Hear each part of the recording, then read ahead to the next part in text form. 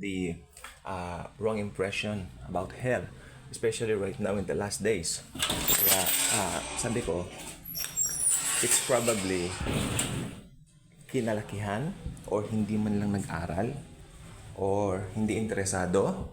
So, whatsoever. Pero kung talagang may interest kang malaman yung hell or kaibahan ng pagkakaibang salin, like Hades, Tartarus, and Gehenna, ultimately Gehenna. So kasi ang problema po kasi sa English translation and Tagalog translation, they only translate it in one term. Sa English, hell, and in Tagalog,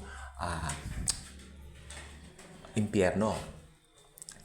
Pero if you're going to analyze it sa Griego, sa Greek, may tatlo pong kahulugan ng impyerno.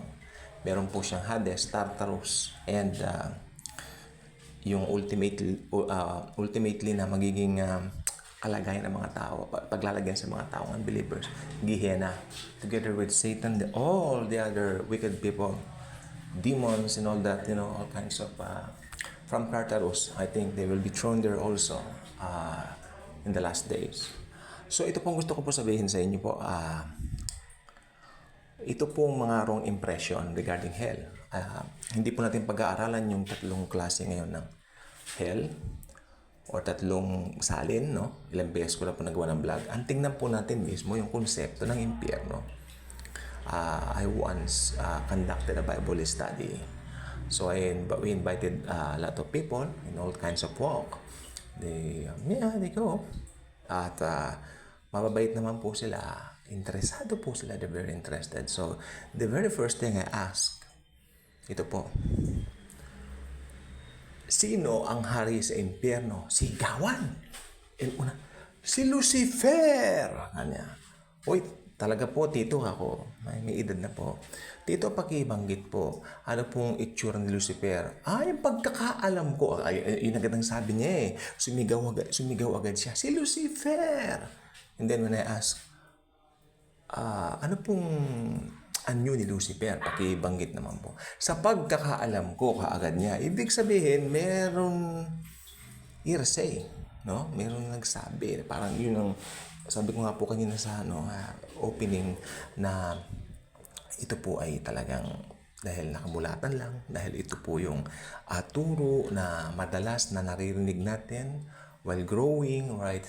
And sabi ko, kung ganyan ang ganyan, baka hindi na tayo makapunta doon sa kaalaman, sa katotohanan dahil magdidepende lang po tayo doon sa mga narinig natin, mga sinabi natin. No? Sabi niya, sabi nung tinawag ko na sumagot, anyo ni Satanas, pagkakaalam ko, meron siyang tinidor na hawak, malaking tinidor, nang tutuhugin niya yung mga pupunta sa impyerno. So, mali-mali nga.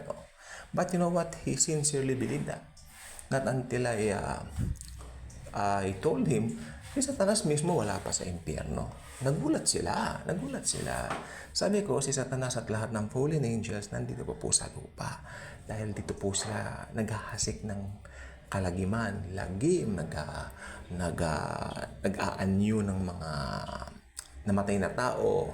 Ito po nagiging familiar spirit sila nang dideceive pandaraya. Number one, tactics ng mga devil, especially ni Satan right now here on earth, pandaraya. Kaya sabi ko nga po sa inyo, ito pong impyerno sa ngayon po, wala pong laman yung Gehenna. Wala pong laman yung Gehenna. Okay, pero yung Hades meron po. Siyempre, nandiyan yung mga unsaved. Kung sabi ko po sa inyo, kung hindi po ninyo alam yan, kung hindi nyo inaral yan, iisipin nyo, nasa Gehenna si Satanas at siya yung may hawak ng tinidor. Wrong.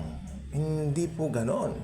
That's why, napakahalaga po ng aralin natin na alam din dapat natin may tatlong sa Grego may tatlong kahulugan ng hell o impyerno.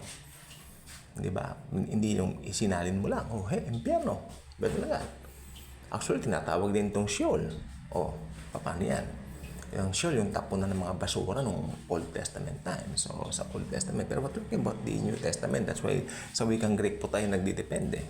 So, sabi ko, tatlo po yan. Meron tayong Hades. Nandun po ngayon yung, at present, nandun po yung mga unbelievers waiting for the judgment day.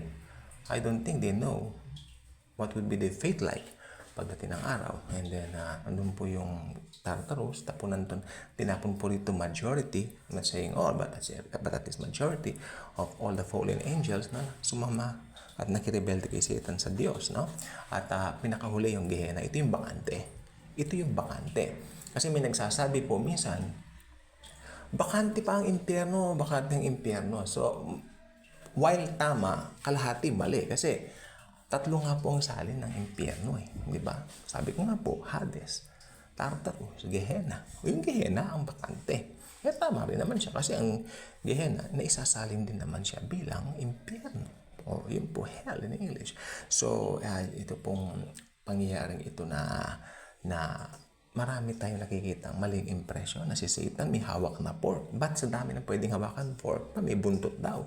Actually, meron pong, sabi nila, na vision daw nila, no? Nung bata pa raw ang mother ko, dito po sa may, ngayon po, ano na po siya, dito po sa may Sampaloc, yung dati naming lugar dyan sa may Sampaloc, na place, no? Nandyan daw po sila nung araw na yon. And then ang mother ko parang masama ang pakiramdam that time.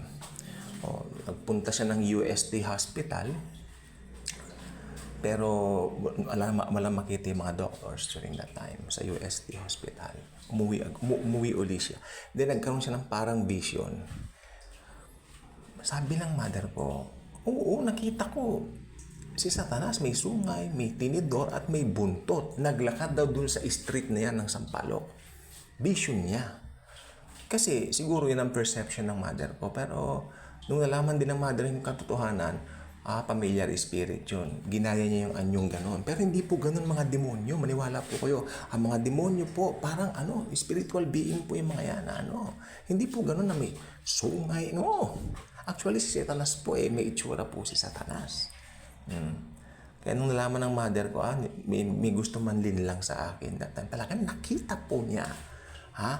Alam niyo po ba yung during that time din daw po, pumutok yung sa kuryente. Oo, nung pumutok daw po yun, doon niya nakita yung vision si Satan. May hawak na fork. Tinidor. Yung mother ko may third eye din yan eh. Actually, yung namatay po yung tatay niya, yung daddy niya, nakita po niya talaga dumaan sa harapan niya yung familiar spirit. Nung na-born again siya, alam niya familiar spirit yun. Talagang sabi ko, ano bang tactic ni Satan yan? Di bang gaya? Sa Sampaloc daw, umano yung sa street Sampaloc. Hindi na papangalanan yung street namin. So, ayan, umano siyang ganyan. Nasa gitna, may buntot. Yung buntot niya kahaba, sabi ng mami ko. Kahaba. May pork. Kaya, wala pandaraya ng Diablo. Hindi si Satanas, hindi. Magandang lalaki si Satanas. Magandang anghel siya. So, yan. Yung mga nakaka-deceive na mga bagay-bagay, no? So, totoo po. Ito gusto ko sabihin. Totoo ang spiritual realm. Nandiyan po yan. Nandadaya ngayon eh. O, di ba? So, ingat po tayo. So, si Satanas po, wala po siyang tinidor na hawak. Kung may tinidor siyang hawak, ipaliwanag niyo. Ano man po ang significance niya kay Satanas? Tinidor? Ano yan? Kakain siya? Kakain siya ng sausage. Kakain siya ng tusino. Ewan ko ba? Ba't nga po ba? Tapos may buntot. Talaga nakita ng mother nga may buntot, Satanas. Parang madumi daw. Ito pa, may mabalahibo daw siya na kulay black. Yun ang pinakita niya sa vision. Talaga nakita niya yung vision. Kaya mas mampakiramdam niya. Pero alam niyo, nung nakakilala na sila sa Lord, alam nila, sabi ng mother ko, pag wala ka sa Panginoon, makakakita ka ng mga ganyan. Maraming vision at malilim lang ka na si Satanas. Pero ang totoo, hindi po si Satan yun. Istas po ulitin ko. Tatapon pa lang po sa Gehenna sa katapusan ng pagkatapos ng White Throne Judgment, kasama yung mga unbelievers na sasama sa kanya. Okay, so ilan pong gusto ko sabihin sa inyo, huwag tayong magpapalinlang sapagkat ang Diablo, Satanas ay talaga naman pong super mandaya at gumawa ng mga kababalaghan. Okay, kung hindi pa kayo subscriber dito sa channel natin, invite you to do so. Click the notification to share this video. Share Jesus in His grace and love. Thank you, and Jesus truly loves us all.